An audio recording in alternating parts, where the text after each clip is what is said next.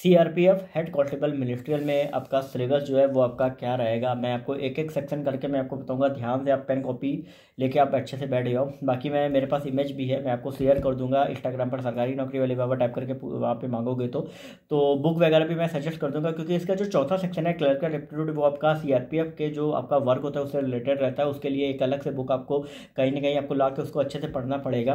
ठीक है, साथ ही मैं प्रीवियस ईयर कट ऑफ वगैरह का वीडियो मैंने ऑलरेडी प्रमोशन का आपका जो एग्जाम पैटर्न है सारी वीडियो सीआरपीएफ की प्लेलिस्ट में जाएंगे, अब बना दी है, वहाँ पे जाके आप सारे एक्सेस कर सकते हो। तो यहाँ पे अगर हम फटाफट से बात करें तो 4 तारीख से आपके जो फॉर्म है वो भरने स्टार्ट है। तो यहाँ पे सबसे पहला जो आपका सब्जेक्ट है, देखो मैं शॉर्ट में आपको बता देता हूँ, 225 मार्क्स का ओवरऑल पेपर होता है। इसी में आपकी फाइनल जो आपकी मेरिट है वो इसी पे ही आपकी बनती है। और इसके अलावा आपका टाइपिंग होती है, physical eligibility test, medical test, ये सारे टेस्ट होते हैं, जिसके बाद आपका फाइनल रिजल्ट आपका आता है। ठीक है, तो 200 मार्क्स का पेपर होता है, आपका रिटर्न ऑब्जेक्टिव पेपर आप सभी का रहता है, और आपका 25 मार्क्स का डिस्क्रिप्टिव पेपर होता है। ठीक है, और दोनों पेपर एक ही दिन आपके कंडक्ट होते हैं, और इसके अलावा टाइपिंग वगैरह अलग आपसे रहती है। ठीक है, और ये दोनों पेपर के बाद आपका रिजल्ट आ जाता है, जिसके बाद आपका जो फिजिकल एफिशिएंसी टेस्ट और आपका जो टाइपिंग टेस्ट होता है उसके लिए आपको अलग से बुलाया जाता है। तो यहाँ पे बात कर लेते हैं आपका, जिसके बारे में पूरी वीडियो बना रहा हूँ मैं, कि भाई किस तरीके से आपका जो सिलेबस है वो आपका रहता है। तो यहाँ पे 200 मार्क्स का जो पूरा ऑब्जेक्टिव पेपर होता है उसमें टोटल 4 सेक्शन आते हैं। पहला आपका रहता है हिंदी और इंग्लिश लैंग्वेज।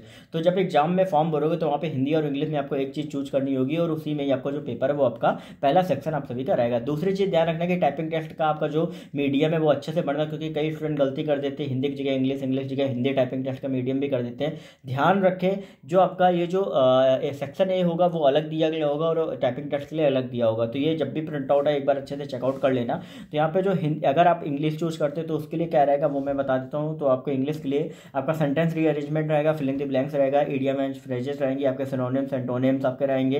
ठीक है, इसके बाद आपका वन वर्ड आपका रहेगा। ठीक, ग्रामर होगी। ठीक है, एरर्स वगैरह क्वेश्चन आपसे आएंगे। ठीक है, क्लोज टेस्ट आपका हो सकता है। ठीक है, या कंप्रेंशन या क्लोज टेस्ट में आपकी एक चीज आपकी होगी, और हो सकता है दोनों भी आपको मिल जाए। ठीक है, 5-5 मार्क्स के या 10-10 मार्क्स के आपको देखने को मिलेंगे।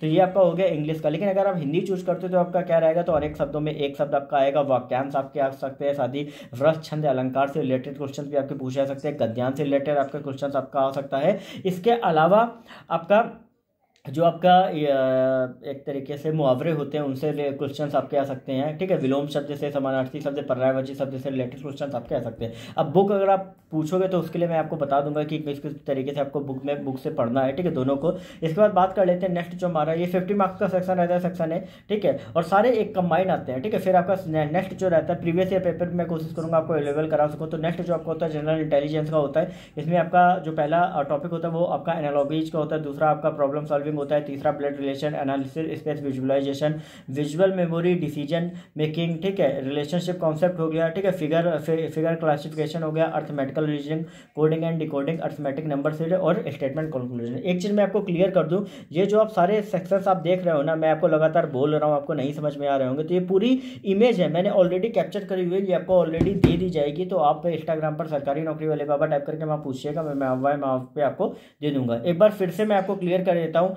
एनालॉगीज आपका आएगा, लिख लो। दूसरा स्पार्टियल ओरिएंटेशन आएगा, फिर आपका problem solving, blood relation, analysis, space visualisation, visual memory, decision making, relationship concept, arithmetical reasoning, figure classification, फिर आपका इमेज से related questions, coding and decoding, arithmetic number series, और स्टेटमेंट कंक्लूजन। फिर तीसरा जो आपका टॉपिक है वो आपका नंबर न्यूमेरिकल एप्टीट्यूड है। न्यूमेरिकल एप्टीट्यूड में भी आपका 50 मार्क्स का पेपर होता है, 50 क्वेश्चन आपके आते हैं, 1/3 नेगेटिव मार्किंग आपकी रहती है हर अलग अलग सेक्शन में, मतलब ओवरऑल पूरे पेपर में जो आपका ऑब्जेक्टिव होता है। ठीक है, तो इसमें आपका नंबर सिस्टम आता है, फिर आपका होल नंबर्स आता है, डेसिमल एंड फ्रैक्शंस आता है, एलसीएम एससीएफ आता है, परसेंटेज आता है, फंडामेंटल अर्थमेटिक प्रॉब्लम्स आती हैं, प्रॉफिट एंड लॉस होता है, मिक्सचर एंड एलिगेशंस आपका आता है, टाइम एंड वर्क आता है, टाइम एंड डिस्टेंस आता है, इसके बाद डिस्काउंट आपका आता है, फिर आपका डाटा इंटरप्रिटेशन आपका आता है। ठीक है, ये आपके टॉपिक्स आपके आ गए।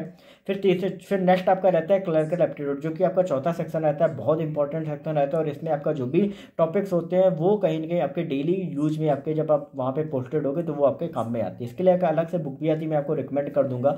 अगर आप इंस्टाग्राम पर सरकारी नौकरी वाले बाबा टाइप करके पूछोगे तो यहाँ पर जो आपका आते हैं टॉपिक्स, वो आपका होता है, ठीक है। पर परपेचुअल एक्यूरेसी एंड एप्टीट्यूड का रहता है। दूसरा आपका होता है जो भी सिमिलरिटीज होती है, जो भी नोटिसेस होते हैं, उनको आपका पूरा सेंस किस तरीके से उनको बनाना है, क्या करना है, ठीक है। तीसरा आपका होता है कि नेम्स और नंबर्स में डिफरेंस आपको पूरा पता होना चाहिए, ठीक है। आपका जो भी क्वेश्चंस आपके होते हैं एडिशन या परपेचुअल एक्यूरेसी से, एप्टीट्यूड से, ये सारे क्वेश्चंस आपके पुटअप किए जा सकते हैं। साथ ही ऑफिस रूटीन में जो भी आपका वर्क होता है, जैसे आपका एब्रीविएशन, फाइलिंग और इंडेक्सिंग, ये सारे क्वेश्चंस भी आप सभी के पूछे जाते हैं, ठीक है। तो ओवरऑल आपको ये पूरा पीडीएफ जो है, सॉरी जो इमेजेस है, वो आपको मैं शेयर कर दूंगा अगर आप मांगोगे। और बाकी अपडेट्स के लिए चैनल को सब्सक्राइब करके बेल नोटिफिकेशन ऑल पे कर लेना, जो भी काम की अपडेट है वो देखा करो। साथ ही टेलीग्राम ग्रुप को भी ज्वाइन कर लेना, डिस्क्रिप्शन में लिंक है, वहाँ पर भी मैं आपको प्रीवियस ईयर पेपर अगर मिलेगा तो वो वहाँ पे आपको डाल दूंगा, ओके।